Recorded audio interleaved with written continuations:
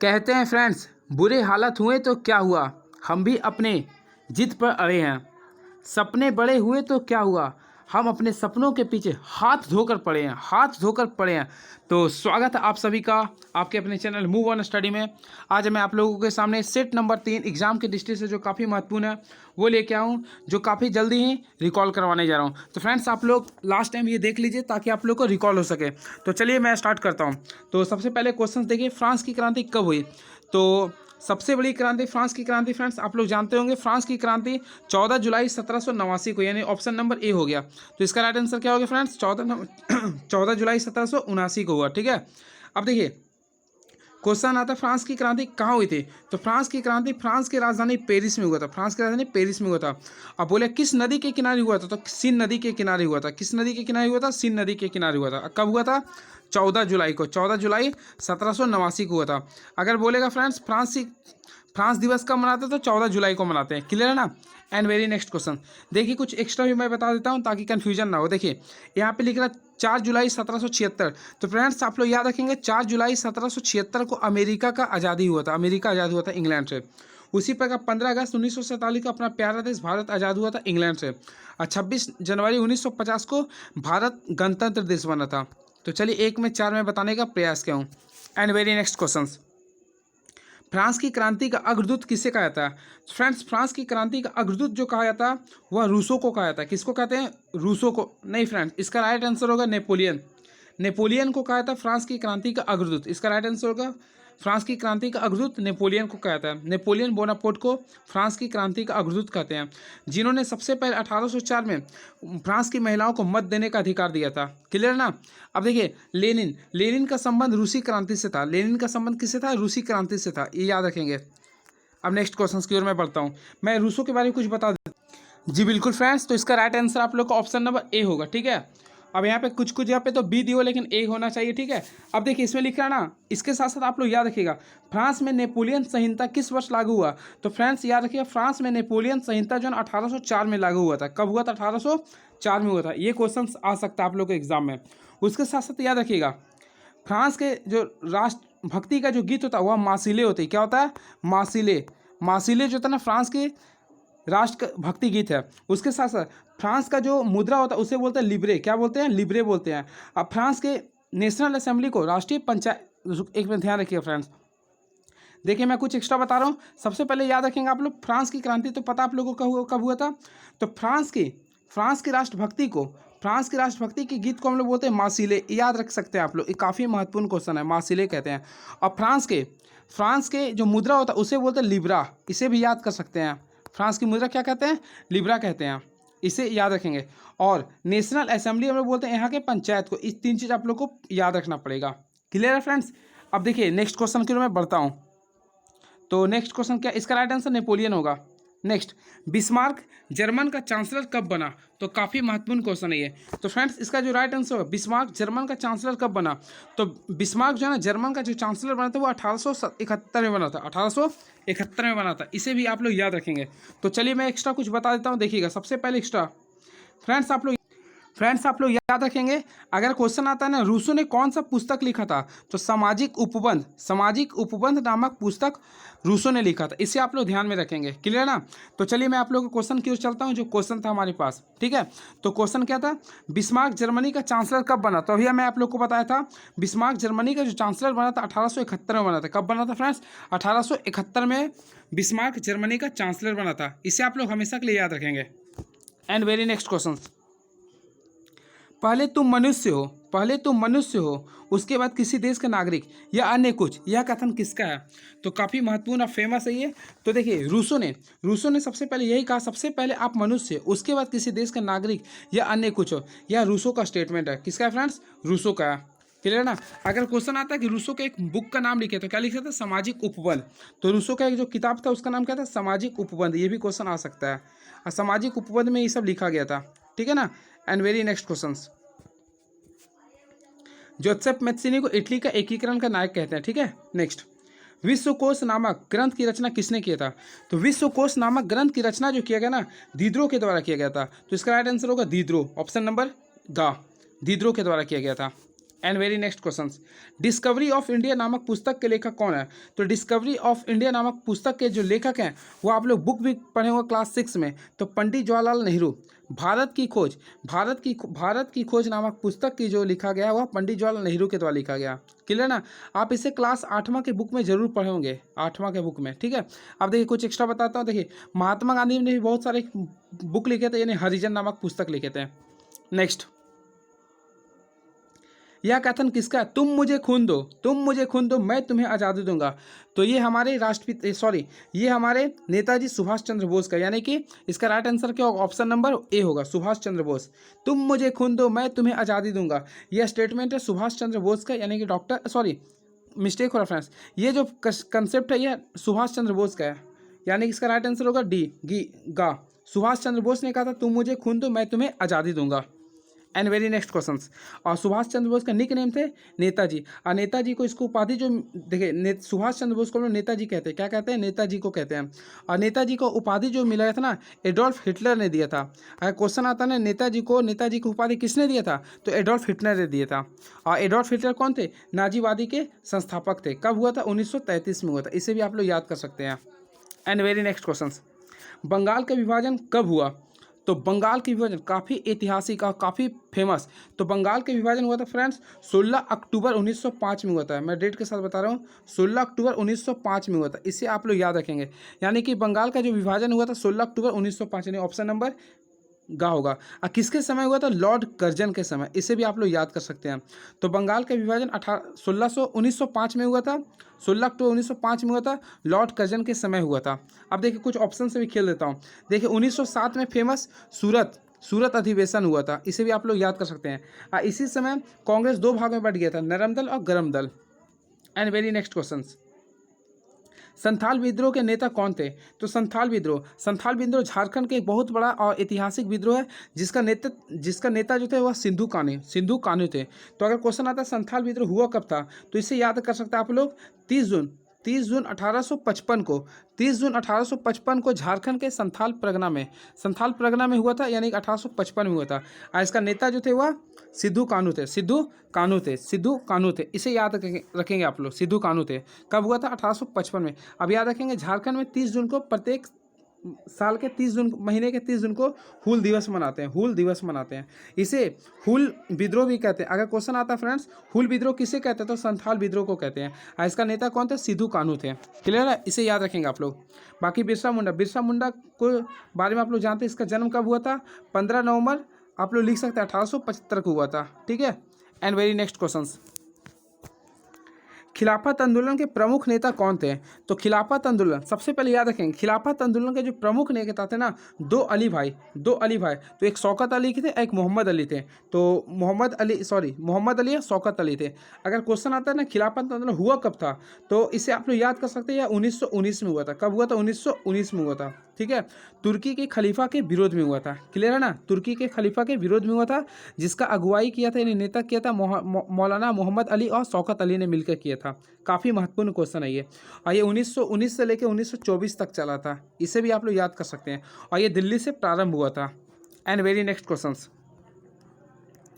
तो next question क्या लिख रहा? हमारे अब आ गया फ्रेंड्स, हिस्ट्री खत्म हो गया। तो नेक्स्ट क्वेश्चन क्या देखिए, हमारे पर्यावरण में उपलब्ध प्रत्येक वस्तु जो हमारी आवश्यकताओं को पूरा करने में प्रयुक्त की जा सकती है और जिसको बनाने के लिए प्रौद्योगिकी उपलब्ध है, वह जो आर्थिक रूप से संभाव्य और सांस्कृतिक रूप से मान्य, उसे क्या कहते हैं? तो इसका जो राइट आंसर होगा संसाधन कहेंगे। क्या कहेंगे फ्रेंड्स? संसाधन कहेंगे। इसे आप लोग पढ़ लीजिएगा एक बार, बहुत लंबाई है इसलिए। ठीक है। एंड वेरी नेक्स्ट क्वेश्चन, भूमि निम्नीकरण में निम्नलिखित में से किसका भूमिका नहीं है? भूमि निम्नीकरण में किसका भूमिका नहीं है? देखिए भूमि निम्नीकरण में वनों का काटना तो होता ही है, अति पशुचारण भी होता है, खनन भी होता है, लेकिन मधुमक्खी पालन का उसका संबंध नहीं होता है। तो इसका राइट आंसर है घा होगा। क्लियर है? And very next question, Bharat में के भारत के कुल क्षेत्रफल का कितना प्रतिशत भाग मैदानों के रूप में पाया जाता है? तो फ्रेंड्स इसका राइट आंसर जो होगा, देखिए मैदानों के रूप में पाया जाता ना, तो देखिए भारत के कुल क्षेत्र, सबसे पहले आप लोग याद रखिए, भारत का क्वेश्चन आता है भारत के कुल क्षेत्रफल कितना होता है, बिल्कुल सही, आप लोग को मैं पढ़ाया था, बिल्कुल सही। तो 32.8 लाख वर्ग किलोमीटर होता है भारत का कुल क्षेत्रफल। भारत का कुल क्षेत्रफल कितना होता है फ्रेंड्स? 32.8 लाख वर्ग किलोमीटर। लेकिन इसमें क्वेश्चन क्या बोल रहा ना, कितना भाग मैदानी भागों के रूप में पाया जाता है? तो मैदानी भागों के रूप में जो भारत का जो पाया जाता है वह 43% पाया जाता है। तो याद रखेंगे कितना परसेंट? 43%। तो ऑप्शन नंबर क्या होगा? ऑप्शन नंबर जो इसका होगा फ्रेंड्स, एक मिनट, तो ऑप्शन नंबर होगा गा होगा। तो इसका राइट आंसर होगा गा, यानी कि 43% मैदानी भागों में पाया जाता है और 27% किस में पाया था? क्या आप लोग को पता है? बिल्कुल सही, आप लोग इससे पिछले वीडियो में मैं बताया था 27% किस में पाया था, आप लोग लिख सकते भी हैं, बिल्कुल सही। तो इसका जो राइट आंसर होगा 27% वाला था जो मैं बताया था इससे पहले वीडियो में। तो मैं आप लोगों को पहले वीडियो में बताया था 27% जो था ना वो पठारी भाग में पाया था। किस में पाया था? पठारी भाग में। तो पठारी भाग में 27% पाया था, मैदानी भाग में कितना? 43% पाया था, और ओवरऑल कितना क्षेत्रफल है? 32.8 है। तो इसे आप लोग याद रखेंगे। एंड वेरी नेक्स्ट क्वेश्चन, लौह अयस्क किस प्रकार का संसाधन है? तो लौह अयस्क जो ना अनवीकरण योग्य संसाधन है, क्योंकि देखिए लौह अयस्क कभी भी समाप्ति के आधार पर होता है, तो यह अनवीकरण योग्य संसाधन, अनवीकरण योग्य संसाधन है। नवीकरण उसे कहते हैं जो कभी समाप्त नहीं होगा, जैसे सूर्य का प्रकाश, हवा, पानी, ठीक है। और जैव संसाधन उसे कहते हैं जिसमें जीवन होता है। तो अनवीकरण किसे हो गया? पेट्रोलियम हो गया, लौह अयस्क हो गया, कोयला हो गया। नेक्स्ट, गुलाबी सिर वाली बत्तख किन जातियों में शामिल है? तो देखिए एक काफ़ी महत्वपूर्ण क्वेश्चन है। तो गुलाबी सिर वाली बत्तख जो है ना वह लुप्त जातियों में शामिल है, लुप्त जातियों में शामिल है, लुप्त जातियों में शामिल है। एंड वेरी नेक्स्ट क्वेश्चन क्या लिखा है? देखिए भारत में जैव विविधता को कम करने वाले कारक कौन है? तो देखिए जैव विविधता को जो सबसे कम कारक है, ऑप्शन के अकॉर्डिंग चलना पड़ेगा। वन्य जीव के आवास का विनाश, बिल्कुल सही है। वन्य जीव को मारना या शिकार करना, ये भी हो सकता है। पर्यावरण प्रदूषण में बदलना, ये भी हो रहा है। तो यानी कि ऑप्शन के अकॉर्डिंग चलेगा ना तो उपयुक्त सभी होगा। एंड वेरी नेक्स्ट क्वेश्चन, चिपको आंदोलन किससे संबंधित है? तो चिपको आंदोलन, चिपक जाओ, क्या होता है फ्रेंड्स? चिपक जाओ। तो ये फ्रेंड्स जो है ना यह वनों की कटाई से है, वनों की कटाई से है। तो चिपको आंदोलन जो उत्तराखंड में हुआ था 1973 में हुआ था, जिसका संबंध था, चिपको आंदोलन का संबंध था वनों की कटाई से रोकने के लिए था, ठीक है ना। इसे याद रखें, 1973 में चला था। एंड वेरी नेक्स्ट क्वेश्चन, जल की कमी के क्या कारण होता है? तो जल की कमी के क्या कारण हो सकता है? तो देखिए अति शोषण, ये भी हो सकते हैं, अत्यधिक प्रयोग भी हो सकते हैं, समाज के विभिन्न वर्गों में जल का असमान वितरण, ये भी हो सकते हैं। तो ऑप्शन नंबर क्या होगा? डी, यानी कि उपयुक्त सभी। एंड वेरी नेक्स्ट क्वेश्चन, टांका क्या होता है? टांका क्या होता है? तो मैं तो साइंस के पीछे भाग रहा था। चलिए यहाँ टांका जो ना पीने के पानी को संग्रहित करने का एक भूमिगत टैंक होता है, इसे याद रखेंगे। पीने के पानी को संग्रहित करने का भूमिगत टैंक कौन बोलते हैं? टांका। नेक्स्ट, सन 2025 तक कितने लोगों के जल की कमी झेलने की भविष्यवाणी की गई है? तो इसका राइट आंसर होगा फ्रेंड्स 20 करोड़। क्या होगा? 20 करोड़। अब आगे इकोनॉमिक्स में, हम किसी देश की प्रति व्यक्ति आय की गणना कैसे कर सकते हैं? तो देखिए प्रति व्यक्ति आय की गणना अगर आपको करना है ना, कुछ भी नहीं करना, आपको सिंपल में याद करना है। देखिए इसके लिए क्या करना है? देश की कुल आय, सबसे पहले आप लोगों को क्या करना पड़ेगा? देश की जो कुल आय है, कुल आय को आप लोगों को कुल जनसंख्या से बस डिवाइड कर दिए। कुल आय को कुल जनसंख्या से डिवाइड करने पे जो प्राप्त होता है उसे हम लोग बोलेंगे प्रति व्यक्ति आय। तो इसका राइट आंसर होगा ऑप्शन नंबर बी, कुल आय की, बस, ठीक है। नेक्स्ट, अब भारत का वर्तमान समय जो प्रति व्यक्ति आय है ना, यह $1947, इसे आप लोग याद रख सकते हैं, करंट अफेयर है ये। एंड वेरी नेक्स्ट क्वेश्चन, वे देश जिनकी 2017 से, सॉरी, वे देश की जिनकी 2017 से प्रति व्यक्ति आय $12,056 प्रति वर्ष या उससे अधिक होती है, तो वह देश निम्न में से किस श्रेणी के अंतर्गत आती है? तो देखिए फ्रेंड्स, प्रति व्यक्ति आय जिसका आपका $12,056 प्रति डॉलर या उससे अधिक होती है ना, उसे हम लोग बोलते हैं, अगर बोलेगा ना इससे अधिक है तो इसे हम लोग क्या बोल सकते हैं? तो इसे हम लोग विकसित देश बोलते हैं। क्या बोलते हैं? विकसित देश है। क्या ये? विकसित देश है। अब भारत एक कैसा देश है? तो भारत एक विकासशील देश है। अब भारत का कितना प्रति व्यक्ति आय है? $1947। एंड वेरी नेक्स्ट क्वेश्चंस, सतत विकास का उद्देश्य क्या है? तो देखिए सतत विकास एक ऐसा विकास होता है ना जो विकास वर्तमान एवं आने वाली पीढ़ियों दोनों के लिए होता है। तो सतत विकास वैसे विकास को कहते हैं, वैसे विकास जो वर्तमान और आने वाली दोनों पीढ़ियों के लिए आवश्यक होते हैं, उसे बोलेंगे सतत विकास। एंड वेरी नेक्स्ट क्वेश्चन, निम्नलिखित में से किस राज्य की साक्षरता दर सबसे अधिक है? साक्षरता दर सबसे अधिक किस राज्य की है? तो देखिए काफ़ी महत्वपूर्ण क्वेश्चन है ये। तो इसका जो राइट आंसर होगा फ्रेंड्स, मैं आप लोगों को बताने जा रहा हूँ। तो साक्षरता सबसे अधिक जो होती है, सबसे ज़्यादा पढ़ा लिखा केरल में है। कहाँ पे ये? केरल। तो केरल राज्य का सबसे ज़्यादा साक्षरता दर है, ठीक है। और सबसे कम की अगर बात किया जाए तो अपना बिहार, पड़ोसी राज्य। तो बिहार का सबसे कम है और सबसे ज़्यादा किसका? केरल का है, ठीक है। इसे याद रखेंगे। अब भारत का साक्षरता कैसे निकालते हैं? वैसे व्यक्ति जो 7 वर्ष से उम्र है, जो 7 वर्ष से अधिक उम्र के हैं और वह लिख पढ़ सकते हैं, किसी चीज़ को समझ सकते हैं, उसे बोलते हैं साक्षर व्यक्ति। एंड वेरी नेक्स्ट क्वेश्चन, ये 2011 की जनगणना के अकॉर्डिंग है।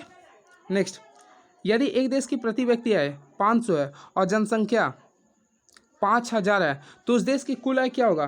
तो आप लोगों को कुछ भी नहीं करना है, मैं एक फार्मूला बताता उसी से करना है। सबसे पहले फ्रेंड्स देखिए, प्रति व्यक्ति आय, तो प्रति व्यक्ति आय का फार्मूला हम लोग जानते हैं क्या होता है, अभी मैं आप लोग को बताया था। तो आप लोग इसके लिए क्या कीजिए, जितना है ये, इसको आप लोग 500 से मल्टीप्लाई कर दीजिए। तो कितना आ गया? 25,000 आ गया। कितना आ गया? 25,000, ठीक है। तो आप लोग का इसका ऑप्शन नंबर क्या हो गया? तो इसके अकॉर्डिंग चले तो कितना 3 4 2 3, हाँ ठीक है, यानी कि ऑप्शन नंबर ए हो जाएगा। यानी फार्मूला आप लोग पुट कर दीजिए, क्या होता है प्रति व्यक्ति आय का जो होता है ना, यानी कि कुल जनसंख्या, सॉरी कुल आय बटा जनसंख्या। तो कुल आय को जनसंख्या से विभाजित कर देखिए, आप लोग को मैं निकाल देता हूँ, ये है। तो कुल आय आप लोग को यहाँ पे लिख दीजिए फ्रेंड्स, यानी कुल आय आप लोग को निकालना है। और कुल जनसंख्या कितना था? 5000 था। तो आप लोग इससे मल्टीप्लाई कर दीजिए, तो ऑप्शन नंबर ए आप लोग को मिल जाएगा। क्लियर है ना?